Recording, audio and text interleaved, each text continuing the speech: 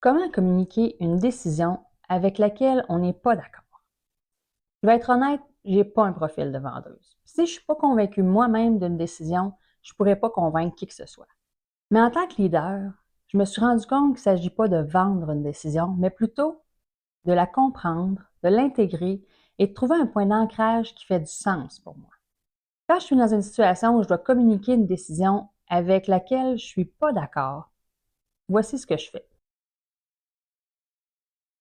1, je m'assure de bien comprendre la décision. Avant de parler à mon équipe, je prends le temps d'approfondir. Je pose toutes mes questions. Pourquoi cette décision a-t-elle été prise? Quelles sont les autres options qui ont été envisagées? Pourquoi c'est celle-là qu'on a choisie? S'il y a des zones qui restent floues pour moi, je vais chercher des explications.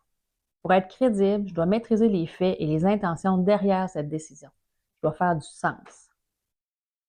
2, je cherche un élément qui me rejoint dans mes valeurs. Même si je ne suis pas entièrement alignée avec cette décision-là, je m'efforce de trouver au moins un aspect de la décision qui fait du sens pour moi, dans un contexte plus large. Par exemple, ça pourrait être lié à la survie financière de l'organisation, à une optimisation des processus ou à une étape nécessaire pour permettre un projet futur qui me tient à cœur.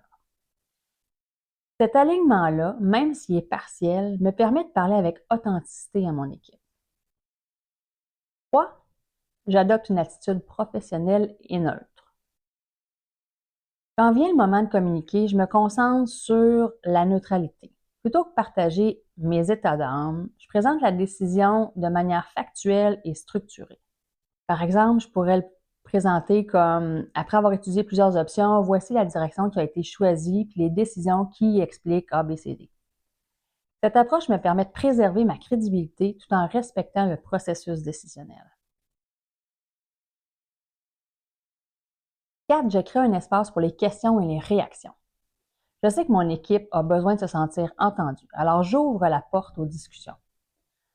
Leur offrir cet espace permet d'atténuer les frustrations et de clarifier les zones d'incompréhension. Si une question ou une inquiétude surgit, je me concentre sur ce que je sais. Si je ne le sais pas, je le dis, puis je reviens. C'est une bonne question. Voici pourquoi cette décision a été jugée prioritaire. Je donne les explications, mais sans rentrer dans l'émotion. Mais je leur montre que si eux, ça les frustre, je les comprends. 5, je soutiens et mobilise mon équipe. Une fois la discussion ouverte, je redirige mon énergie vers l'action. Mon objectif est de trouver des façons de transformer cette situation en opportunité.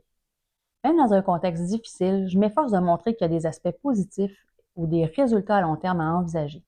Ça aide l'équipe à rester motivée et à avancer.